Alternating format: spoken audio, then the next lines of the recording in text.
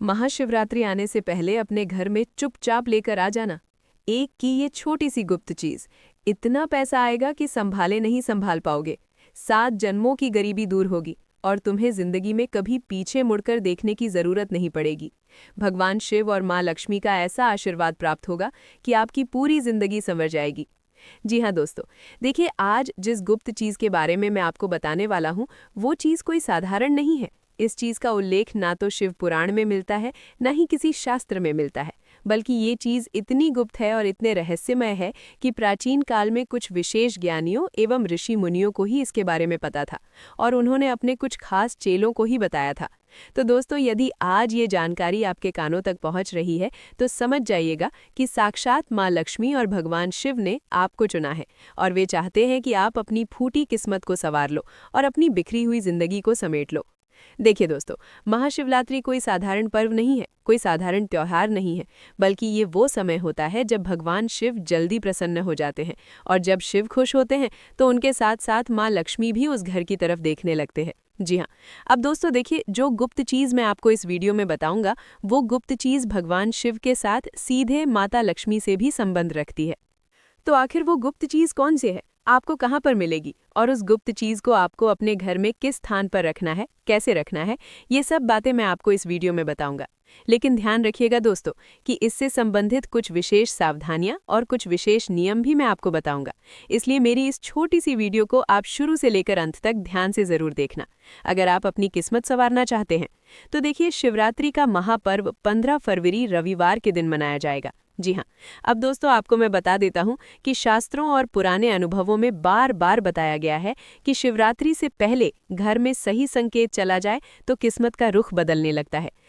ध्यान देना, यहाँ संकेत शब्द बहुत जरूरी है क्योंकि भगवान बड़े दान या दिखावे से नहीं बल्कि छोटे और सच्चे भाव से खुश होते हैं।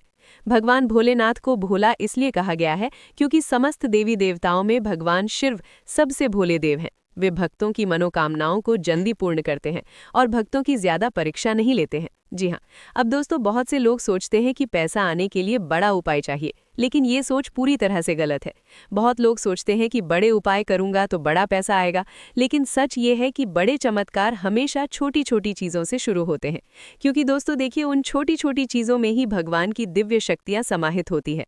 जी हाँ दोस्तों, शिव वैरागी हैं और उन्हें सादगी पसंद है और लक्ष्मी चंचल है, उन्हें स्थिरता पसंद है। तो जब सादगी और स्थिरता एक साथ किसी घर में देखती है तो माँ लक्ष्मी उस घर में रुक जाती है। इसी कारण दोस्तों पुराने समय में शिवरात्रि से पहले एक बहुत ही साधारण लेकिन गुप्त चीज घर में लाई जाती थी, जिसकी कीमत आज के इस कलयुग में भी सिर्फ एक होती है, लेकिन उसका असर ऐसा होता है कि धीरे धीरे पूरे घर का माहौल बदल जाता है। पहले बेवजह का खर्चे कम होने लगते हैं, फिर रुके हुए काम बनने लगते हैं, फिर सम्मान बढ़ता है और उसके बाद पैसा आने के रास्ते खुलने लगते हैं। तो दोस्तों देखिए, इसे लोग बाहर से देखकर किस्मत कहते हैं, लेकिन असल में ये भगवान से की व्यवस्था होती है। असल में ये धन की देवी माँ लक्ष्मी का आशीर्वाद होता है और भगवान शिव की कृपा होती है। क्योंकि जो उपाय आज मैं आपको बताने वाला हूँ उस उपाय में आपको सिर्फ सच्ची श्रद्धा रखना पड़ेगी, सच्ची आस्था रखना पड़ेगी और भगवान शिव के प्रति अटूट विश्वास रखना पड़ेगा। देखिए, ये चीज़ बाजारों में ऐसे नहीं खरीदी जाती थी जैसे रोजमर्रा का सामान, बल्कि इसे पूरे मन से बिना जल्दबाजी के शिव का नाम लेते हुए खरीदा जाता है। देखिए, मैं आपको बता दे रहा हूँ कि जब आप ये चीज़ घर में लेकर आओगे तो इसे लाने के बाद न कोई बड़ा मंत्र, न पूजा पाठ, न हवन करना पड़ेगा। बस आपको अपना मन साफ रखना पड़ेगा, मन पवित्र रखना पड़ेगा। और देखिए, सबसे बड़ी चीज़ है नियत। नियत सही होनी चाहिए। कहा गया है कि शिवरात्रि से पहले ये चीज़ जिस घर में आ जाती है वहाँ नकारात्मकता धीरे धीरे खुद से निकलने लगती है और घर के लोगों के विचार बदलने लगते हैं। घर में जो बेवजह लड़ाई झगड़े और कलेश होने लगते हैं वो कलेश घर से मिटने लगते हैं और समझदारी बढ़ने लगती है। क्योंकि दोस्तों देखिए, माँ लक्ष्मी सबसे पहले उसी घर में आती है जहाँ मन शांत हो, जहाँ परिवार में प्रेम हो, जहाँ परिवार में परस्पर अपनेपन का भाव हो। तो ये भी ध्यान रखना बहुत ज़रूरी होता है कि इस चीज़ के बारे में ज़्यादा लोगों को न बताया जाए, दिखावा के लिए न रखा जाए और मजाक न बनाया जाए। क्योंकि जिस गुप्त चीज़ के बारे में मैं आपको बता रहा हूँ, अगर वो चीज़ आपने पहले से ही लोगों को बता दी, उसके बारे में बखान कर दिया, ढिंढोरा पीट दिया, तो वो छोटी सी चीज़ अपना असर नहीं दिखा पाएगी। क्योंकि ये चीज़ असर तभी करती है जब उसे सम्मान मिले। दोस्तों, पुराने जमाने में लोग कहते थे कि ये चीज़ घर में आते ही तुरंत पैसा नहीं देती, बल्कि पहले घर को पैसा संभालने लायक बनाती है। घर में माँ लक्ष्मी की स्थिरता लाती है और जब घर उस लायक बन जाता है तब धन अपने आप आने लगता है। अब देखिए दोस्तों, आपने यहाँ तक मेरी बातों को सुना। सुनने के बाद आपके मन में सवाल उठना बिल्कुल स्वाभाविक है कि आखिर वो कौन सी चीज़ है जो इतनी सस्ती होकर भी इतनी असरदार मानी जाती है, इतनी छोटी होकर भी इतने रहस्यमयी मानी जाती है। तो अब देखिए, मैं आपका ज़्यादा वक्त नहीं लूँगा, आपको मैं बता देता हूँ कि वो गुप्त बात अब मैं बताने जा रहा हूँ।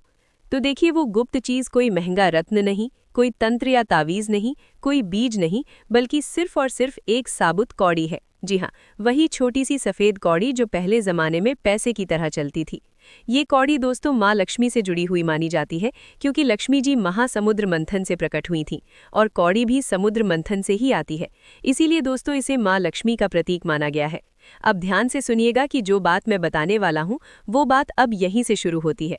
अब आपके मन में ये सवाल ज़रूर उठ रहा होगा कि महाशिवरात्रि का पर्व तो भगवान शिव से संबंधित है, लेकिन आप यहाँ पर मुझे कौड़ी का उपाय क्यों बता रहे हैं? तो दोस्तों ध्यान से सुनिएगा जो चीज़ अब मैं आपको बता रहा हूँ कि देखिए, शिवरात्रि से पहले अगर एक साबुत, बिना टूटी हुई, बिना खंडित हुई एक की सिर्फ कौड़ी खरीदी जाए और उसे लाल कपड़े में बांधकर ऐसे स्थान पर रखा जाए जहां रोज का आना जाना होता हो, तो ये माँ लक्ष्मी को संकेत देता है कि ये घर स्थिर धन का सम्मान करता है। जी हाँ दोस्तों, देखिए आपको क्या करना है कि एक साबुत कौड़ी लेकर आनी है। उस साबुत कौड़ी को एक लाल कपड़े में बांधना है। जी हाँ दोस्तों, में एक अब ऐसे स्थान पर रखना है आपके घर में जहां पर आपका आना जाना होता हो। बस ध्यान रहे कि कौड़ी को गंदे हाथ से न छुएं और उसे खेल की चीज न बनाएं और मन में घमंड न आने दें। जी हाँ दोस्तों, अगर ये सभी सही भाव से किया गया तो शिव जी की कृपा से और माँ लक्ष्मी के आशीर्वाद से पूरे घर की किस्मत संवरने लगती है। अब दोस्तों देखिए, आपको मैंने जो चीज़ बताई है, जो क्रिया बताई है, ये तो बहुत साधारण है, लेकिन अब इस उपाय के नियम क्या कहते हैं ये जानना आपके लिए बहुत ज़रूरी है, क्योंकि बिना नियमों के किया गया उपाय, बिना सावधानियों के किया गया उपाय आपके घर को खोखला भी कर सकता है। अंदर से आपकी एक छोटी सी गलती माता लक्ष्मी के साथ साथ भगवान शिव को भी कृष्ट कर सकती है। देखिए, यहाँ पर बात ये जानना ज़रूरी है कि आखिर इस कौड़ी को आपको घर की किस दिशा में रखना है। उसके बाद इस कौड़ी का अंत में आपको क्या करना है ये बात मैं आपको बता देता हूँ। अब दोस्ती देखिए, बात आती है दिशा की, क्योंकि दिशा हमारे शास्त्रों में बहुत महत्वपूर्ण बताई गई है। हमारे हिंदू सनातन धर्म में दिशाओं का भी विशेष उल्लेख गरुड़ पुराण में मिलता है। अब देखिए, बात आती है दिशा की, जो सबसे ज़्यादा ज़रूरी है। तो इस कौड़ी को कभी भी दक्षिण दिशा में नहीं रखना चाहिए। क्यों नहीं रखना चाहिए? क्योंकि दक्षिण दिशा यम और खर्च की दिशा मानी जाती है। देखिए, सबसे अच्छी दिशा होती है उत्तर दिशा, क्योंकि उत्तर दिशा कुबेर की दिशा है और कुबेर जी का संबंध भगवान शिव और माता लक्ष्मी से विशेष माना गया है। देखिए, कौड़ी ही धन के देवता माने जाते हैं और कुबेर ही माता लक्ष्मी के वाहक भी माने जाते हैं। तो अगर आपके घर में उत्तर दिशा उपलब्ध ना हो तो उत्तर पूर्व यानी कि ईशान कोण में भी इस साबुत कौड़ी को रखना बहुत अच्छा और बहुत उत्तम माना जाता है। देखिए दोस्तों, इंसान कोण ये दिशा भगवान शिव से जुड़ी होती है और जब शिव की दिशा में लक्ष्मी का प्रतीक रखा जाता है तो भगवान शिव और माता लक्ष्मी दोनों की ऊर्जा मिल जाती है। देखिए, कौड़ी को ऐसे स्थान पर रखना है जहां रोज की जिंदगी चलती हो, जैसे ड्राइंग रूम का कोई कोना, घर का पूजा स्थान के पास का हिस्सा, या फिर उस अलमारी का ऊपरी साफ हिस्सा जहां पैसे से जुड़े कागज रखे जाते हों। लेकिन ध्यान रहे दोस्तों कि इसे जमीन पर नहीं रखना है, ना ही बाथरूम किचन के सिंक के पास या जूते चप्पल वाली जगह के पास रखना है। आपको मैं बता देता हूं कि कौड़ी रखने के बाद उस पर रोज हाथ लगाने की जरूरत नहीं है। एक बार आपने कौड़ी रख दी तो ऐसा प्रतीत कीजिए कि उस कौड़ी को रखने के बाद आप भूल गए हैं। आपको पता नहीं कि वो कौड़ी कहाँ है। बस वो कौड़ी आपको रोजाना दिख रही है, लेकिन उस कौड़ी को आपको छूना बिल्कुल भी नहीं है। जी हाँ दोस्तों, बता देता हूँ कि बार बार छेड़ने से उसकी जो स्थिरता होती है, उसकी स्थिरता में जो माता लक्ष्मी का वास करने लगता है वो कमज़ोर होती है। हफ्ते में एक बार या खासकर शुक्रवार के दिन उस कौड़ी को देख लेना और मन में धन्यवाद का भाव रखना काफ़ी होता है। तो देखिए दोस्तों, जब शिवरात्रि से पहले का जो शुक्रवार आए, उस शुक्रवार के दिन आपको इस कौड़ी को देखना है और भगवान शिव से प्रार्थना करनी है, माँ लक्ष्मी से प्रार्थना करनी है कि मेरे घर में हमेशा स्थिरता बनी रहे, मेरे घर में सुख, शांति और समृद्धि का वास हो। देखिए दोस्तों, नियम के बिना कोई भी उपाय फल नहीं देता है। हर उपाय के अपने कुछ नियम होते हैं। हर उपाय के अपने कुछ कायदे होते हैं। तो देखिए, सबसे पहला नियम ये है कि कौड़ी को कभी भी मजाक या दिखावे की चीज ना बनाएं, क्योंकि वो कौड़ी जो है उसमें भगवान शिव और माता लक्ष्मी का स्थायी निवास होने लगता है घर में। तो अगर वो चीज देवी देवताओं से जुड़ी हुई है तो आपको उस चीज का मजाक बिल्कुल भी नहीं बनाना है। और देखिए, कौड़ी को किसी को ये ना कहें कि मेरे पास ये उपाय है, इससे पैसा आएगा, और इसे मजाक के दिखावे की चीज भी नहीं बनाना है, क्योंकि ऐसा करने से उसका असर धीरे धीरे कम हो जाता है। अक्सर हमारे कुछ महिलाएं होती हैं जिनकी आदत ऐसी होती है कि जब कोई उपाय करती नहीं है तो उस उपाय को करने से पहले, उस उपाय का फल मिलने से पहले अपने रिश्तेदारों में, अपनी महिला मित्रों में, सबके बीच में उस चीज का ढिंढोरा पीट देती हैं। लेकिन आपको खासकर ऐसा नहीं करना है। देखिए, अब आपको मैं बता देता हूं कि दूसरा नियम ये है कि जिस दिन कौड़ी लाई जाए उसके बाद कम से कम उस दिन झूठ बोलने, गाली देने और बेवजह गुस्सा करने से बचें। इस समय इसीलिए कह रहा हूं क्योंकि इंसान के अंदर ये जो नकारात्मक भाव होता है, ये नकारात्मक भाव उस पवित्र उपाय के ऊपर अपनी नकारात्मक ऊर्जा छोड़ता है। तो अगर आप पवित्र मन से, पवित्र मुख से, पवित्र शरीर से, पवित्र भाव से, पवित्र श्रद्धा से उपाय करेंगे तो ही ये उपाय असर करेगा। इसीलिए दोस्तों बता देता हूं कि बेवजह गुस्सा करने से बचें, क्योंकि माँ लक्ष्मी साफ मन में ही आती है। तीसरा नियम यह है कि घर में जानबूझकर गंदगी ना फैलाएं। खासकर वो जगह जिस जगह पर कौड़ी रखी है वो जगह पूरी तरह से साफ होनी चाहिए। वहां धूल, मिट्टी या कचरा या किसी भी प्रकार की गंदगी जमा नहीं होना है। चौथा नियम इस उपाय को लेकर ये भी बताया गया है कि कौड़ी को किसी को उधार ना दें। देखिए, ना ही किसी और की कौड़ी अपने घर में रखें, क्योंकि हर घर की ऊर्जा अलग होती है। मान लीजिए किसी घर की नकारात्मक ऊर्जा बहुत ज्यादा मात्रा में हावी हो, और अगर आप उसकी कौड़ी लेकर अपने घर में आ गए तो उसकी नकारात्मक ऊर्जाएं हमारे घर में प्रवेश कर जाएगी और हमारे घर की व्यवस्थाएं बिगाड़ देगी। हम ये उपाय खुद के भले के लिए कर रहे हैं, तो हमें खुद के भले का ध्यान रखना चाहिए। और बता देता हूं कि कौड़ी उसी घर के हिसाब से काम करती है जिस घर की ऊर्जा होती है, इसलिए दूसरे के घर की ऊर्जा ना लाए। दोस्तों देखिए, पांचवा और अंतिम नियम ये है कि अगर किसी दिन घर में बहुत झगड़ा हो जाए या बहुत नकारात्मक माहौल बन जाए तो उसी दिन कौड़ी को हाथ ना लगाएं। 2-3 दिन बाद जब माहौल शांत हो जाए तभी उसे देखें। अब सावधानियों की बात करें तो सबसे बड़ी सावधानी यही है कि कौड़ी से तुरंत चमत्कार की उम्मीद ना रखें।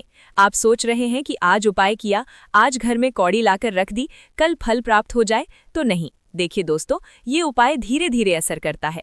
पहले सोच बदलता है, फिर हालात बदलता है और उसके बाद पैसे का रास्ता खोलता है। दूसरी सावधानी ये है कि कौड़ी को तोड़ना, खो देना या फेंक देना बहुत गलत माना जाता है। ये पाप आप बिल्कुल भी मत कीजिएगा, क्योंकि उस कौड़ी के अंदर भगवान की दिव्य शक्तियां विराजमान हैं। उस कौड़ी के अंदर तुम्हारे घर के नकारात्मक ऊर्जा विराजमान है। तो बता देता हूं कि उसे फेंकने की, तोड़ने की गलती बिल्कुल मत करना। अगर किसी कारण से कौड़ी टूट जाए तो उसे तुरंत बहते पानी में प्रवाहित कर दें और मन में शिव का नाम लें। तीसरी सावधानी ये है कि कौड़ी के साथ लालच ना जोड़ें। देखिए, अगर मन में यही चलता रहे कि अब पैसा आएगा, अब फायदा होगा, तो असर कम